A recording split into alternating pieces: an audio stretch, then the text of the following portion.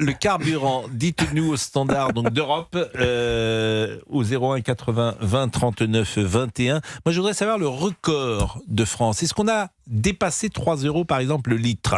Je suis persuadé qu'on a dû dépasser dans un endroit de France. À votre 3 station € essence, peut-être.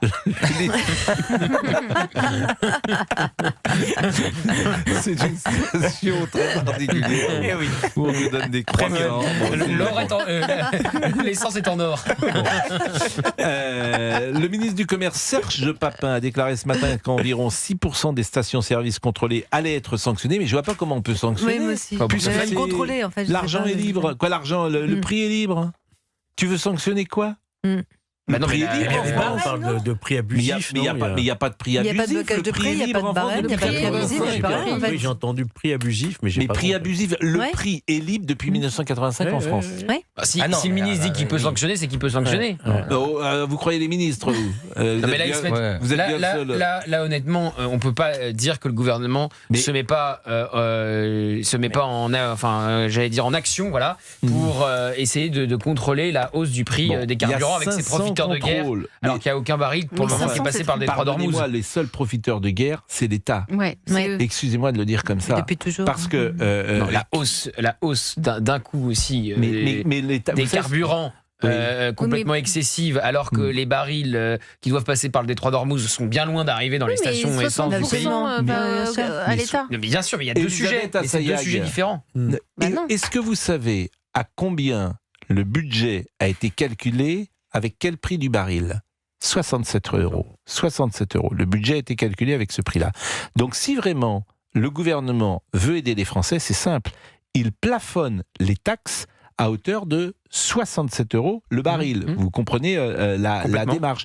Donc si il y a une hausse, la hausse, elle sera uniquement du pétrole, mais pas des Non, taxes. mais même ce que nous disait Pierre Chasseret hier, qu'on était à 20 milliards de taxes, on est passé à 40. 47 Donc milliards. il y a des choses qui sont Ouais. évidemment totalement abusives mais de ce point de vue-là. Mais en fait, l'un n'empêche pas l'autre. Non, mais Que le gouvernement baisse les taxes, c'est une chose, mais que. non, il baisse pas les taxes. Vous n'avez pas compris ce que je dis. Mais je C'est sais. pas du tout baisser les taxes Ils que les je augmentent propose. Oui, mais j'ai C'est compris. pas baisser les taxes. J'ai compris ce que vous avez dit. Ce que je veux dire, c'est que l'État profite de la hausse J'ai compris. parce que les taxes, évidemment, sont en proportion, Oui. en pourcentage. Donc, Et était calculé avant la hausse. Voilà. bien sûr. Donc, tu plafonnes Mhm. les taxes à 67 €, tu prends par le chiffre que tu as pris, c'est ce qui t'a permis de faire ton budget. Hélas, autrement, tu es un profiteur de guerre, l'État. Non, mais Tu bien sûr. profites des francs. Mais c'est deux sujets qui ne s'annulent pas. C'est-à-dire que d'un côté, ceux qui augmentent les prix de manière totalement abusive, et de l'autre, l'État Et qui oui, se gave. mais- Les deux pourraient faire des efforts, c'est ça que je Tout veux à dire en fait. fait. Mais je suis d'accord avec vous, sauf Ou que plutôt ne pas donc c'est le même s'enrichir sur sujet. le dos des Français. Bah donc c'est le même sujet. alors, donc c'est le même il y a sujet. bien- Mais c'est en fait c'est deux solutions différentes qui Oui. pourraient être appliquées les deux. Mais Voilà. j'entends ce que vous dites, mais comme le prix est libre, je vois pas comment tu peux Mais si, agir alors, il y a- sur cela. alors, après vérification, il peut y avoir abus Ben voilà. donc, de vente, de prix, lorsque on profite d'une crise pour augmenter brutalement sans raison économique. Ça, c'est les cuves, la spéculation. Hein. Si le ministre le dit, c'est qu'il peut le Plusieurs faire. distributeurs qui se mettent d'accord entre eux, ça c'est l'entente oui. illégale, ou alors la hausse qui n'est pas liée au prix du pétrole. Oui. Voilà, c'est ça qui est sanctionné, mais c'est une Merci pour goutte le d'eau fact-checking. par rapport, Goutte par de rapport au pétrole. nombre de stations. Mais, pardonnez-moi, mais Il est bon le- en pétrole, genre. le prix est libre. Non, je vérifie, c'est tout. Le prix est libre. Si tu fais Mais ce Pascal, que tu si veux. le gouvernement se met en branle pour sanctionner les entreprises qui augmentent de manière trop forte les c'est carburants, même- oui. c'est qu'il peut le faire. Enfin, sinon, ça n'a aucun sens. Eh ben justement, c'est pas pour ça qu'ils ont été sanctionnés. Puisqu'il y a quelqu'un qui nous écoute, ils ont été sanctionnés parce qu'il y a une différence entre le prix annoncé et le prix pratiqué. Vous voyez, c'est pour ça qu'ils ont été sanctionnés. Parce que tu peux pas sanctionner sur le prix de quelque chose. C'est pour ça et uniquement qu'ils ont été sanctionnés. Vous voyez, il y a quelqu'un qui nous écoute. Ben Mais oui, c'est parce que- c'est quelqu'un qui est dans le secteur. Tu vois, pareil. Et alors, je vais citer le deuxième. Enfin, je vais pas citer les gens qui m'envoient. Hello Pascal. Donc ça c'était pour moi. Il sanctionne la différence entre les veut prix dire bonjour. affichés sur Internet et le prix réel en station. Voilà, c'est ça qui est sanctionné. Oui, parce que si vous voyez les cartes Parce que c'est libre interactives depuis là, 85. ouais, c'est hyper cool. Donc tu hein. fais ce que Ouais. tu veux. On Si a tu veux 8 en vendre 9, 4 hein. euros, ton litre, tu le vends à 4 euros. C'est ce que je vous dis depuis tout à l'heure. complètement Vous libre. ne m'écoutez pas assez, Gauthier Lebret. Oui, globalement. Il est 17h13. Je vais m'appliquer cette règle dans la vie. Je vais vous appeler le week-end aussi. Non mais sérieusement, l'histoire de plafonner les taxes, je suis étonné que personne ne le dise. Hein, c'est pas baisser les taxes. Hein.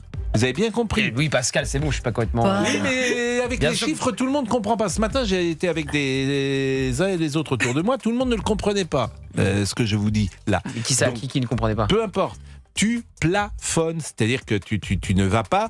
Tes taxes, tu les auras prises, mais tu vas les pas auras au-delà. prises avec un baril à $67. Puisque c'est précisément le prix seuil, oui. qui a permis d'établir ton budget. Tu as fait ton budget, donc au-dessus, tu es un profiteur de guerre, l'État. Là, c'est clair. Tout à l'heure, c'était pas. Là, c'est clair. Non, mais Vraiment. je sais que ça peut être un peu compliqué avec les chiffres, et notamment avec vous.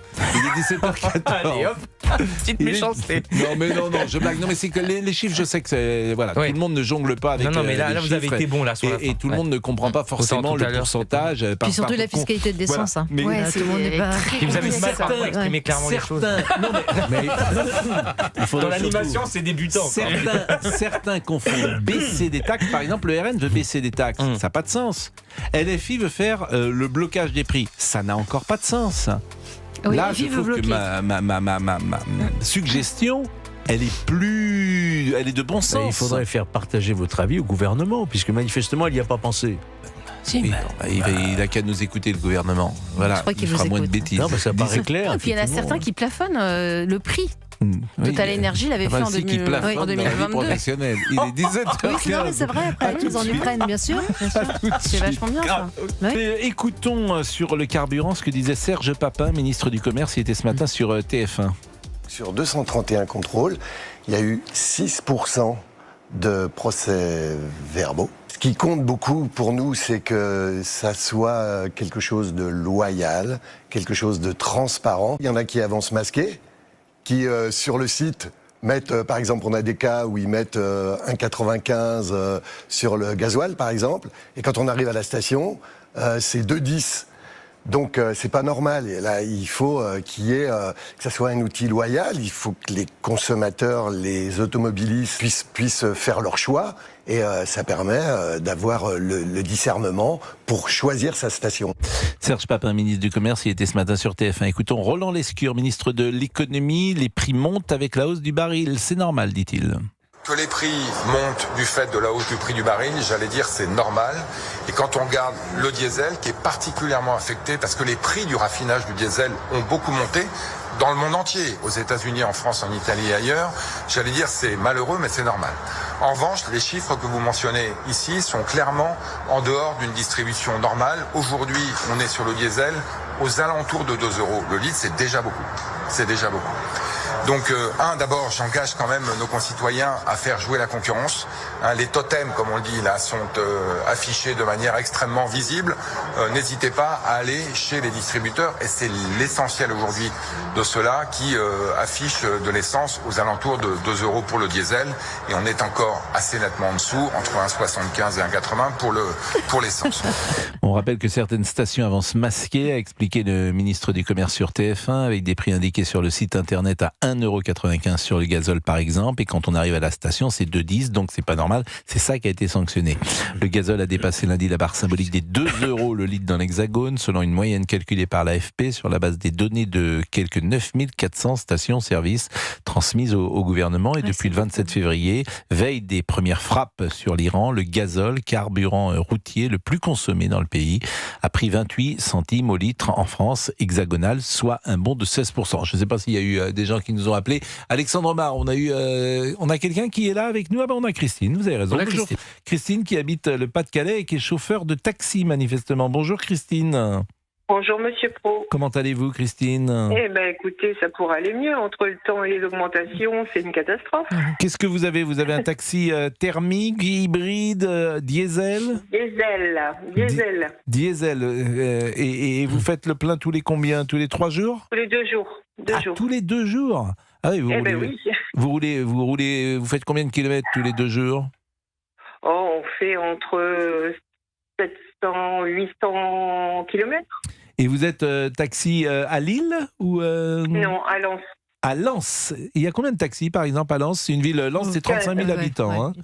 33 000. 33 000 habitants. Il y a combien d'habitants? Il y a combien de taxis? Une petite dizaine, 15. j'imagine? 15, ouais, 15. Et il y a du boulot? Plus du tout. Ah bon? Non, écoutez, Monsieur Pro, c'est la crise pour tout le monde. La fois dernière, je vous entendais dire, vous ne compreniez pas les Français qui faisaient le plein à 1,60 € parce qu'ils avaient peur de l'augmentation et peur de la pénurie, mais il faut les comprendre, les gens. Ils gagnent très très peu d'argent et maintenant, vous voyez, un plan, c'est 2,17 aujourd'hui. Un plat de gaz, le prix du gazole est 2,17. Alors que je l'ai payé il y a une semaine, 1,66 €. Non, mais quand vous dites qu'il n'y a pas de travail pour la taxi ou le chauffeur de taxi que vous êtes, il est 17h23, vous avez travaillé aujourd'hui, vous avez fait combien de courses par exemple ? 3 courses. 3 courses, oui. Bon. C'est une catastrophe. Et la course moyenne, c'est combien ? 15 €, 20 € peut-être ? Oh non, une quarantaine d'euros. La course moyenne, c'est 40 € à Lens. Oui, parce qu'en province... on fait des déplacements un peu plus longs qu'à Paris. Oui, c'est ça. Donc vous avez fait 120 € de recettes. Voilà, c'est ça. Oui, donc là, vous n'avez pas gagné votre argent. Là, ça vous coûte plus cher, la voiture. Et la journée est terminée ? Non, j'espère que non. Mais comment vous fonctionnez à Lens, par exemple ? C'est uniquement sur rendez-vous, sur appel, j'imagine. Non, nous avons un GIE, un groupement d'intérêt économique, qui permet de travailler avec pas mal de sociétés. Parce qu'il n'y a pas de... seulement les sociétés malheureusement n'utilisent plus le taxi parce que elles font aussi à freiner des cas de fer pour ne plus dépenser des. Non, mais ce qui est vrai, vous avez raison. Mais le Louvre-Lens, ça a dû quand même vous amener quand même c'est rien du tout. Non, rien. C'est-à-dire qu'il n'y a pas le Louvre-Lens, il n'y a pas des voyageurs qui arrivent de Paris, qui arrivent en gare. Vous avez le Louvre à Paris. Oui, non, mais il n'y a pas des gens qui viennent visiter. Pour aller voir le Louvre-Lens, très peu. Très peu, Monsieur Pro. Bon, c'est un fiasco total. Bon, et depuis combien de temps vous êtes taxi, Christine ? 18 ans. Et il y a 18 ans, vous gagnez mieux votre vie, il y avait plus de courses dans la même journée qu'aujourd'hui ? Il y a 18 ans, oui, et puis les marges étaient plus importantes. Il n'y avait pas Uber, etc. On fait toujours le même chiffre, on fait toujours le même chiffre d'affaires, Monsieur Pro, quasiment. C'est la vie qui a augmenté. Mais par contre, on ne marge plus. Ah oui, ça c'est pas la même chose, vous me dites qu'il n'y a plus de travail. Donc il y a le même travail, mais les marges sont restreintes. On fait plus d'heures, en fait, on est obligé de compenser. Il y a les applications aussi, j'imagine, qui font du mal. Il y a des applications, bien sûr. Mais eux aussi, ils ont des applications par exemple, il y a des Uber à Lens. Mais vous parlez... Oui, il y en a, mais bon, c'est pas ça qui fait notre concurrence, en fait. Non, mais voyez, vous parlez des applications, là encore, on aurait beaucoup de choses à dire. C'est-à-dire ? Dites-les. Écoutez, ok. Dans le Pas-de-Calais et dans le Nord, on les teste pour les suppressions de permis de conduire quand on a le téléphone à la main. Oui. Comment vous faites quand vous avez des plus d'applications ? Il faut lire, il faut cliquer, il faut répondre à l'application. Donc comment fait-on ? On s'arrête. Je vais perdre. Je suis sur l'autoroute, sur la rocade, je m'arrête avec le client, Monsieur Pro. Non, vous avez raison. Non, c'est comme ça que tu anticipes et que tu acceptes les courses aussi pendant ton trajet. Mais c'est vrai qu'il y a des bâtons dans les roues qui sont mis en permanence dans tous les domaines. Mais c'est au nom de la sécurité, au nom de la sécurité. Bon, écoutez, restez avec nous, on va se dire au revoir tout de suite après la pub. Il est 17h26. C'est un domaine que j'aime bien, le chauffeur de taxi. Je trouve que c'est un secteur vraiment intéressant. Exactement. Et faut les écouter, bien sûr. Et je trouve que c'est un métier qui a un avantage, c'est que tu es libre.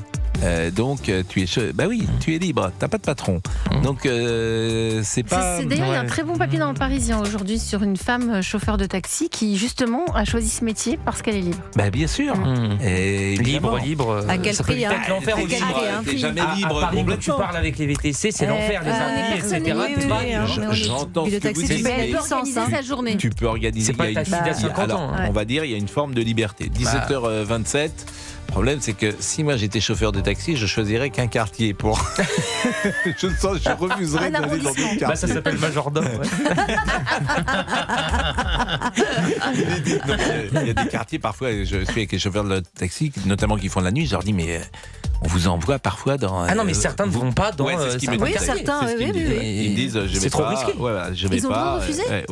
Bien sûr. Ils voient en fait sur la carte, ils refusent. J'ai pas envie d'aller. Ils voient le point de départ, ils vont. D'aller où ?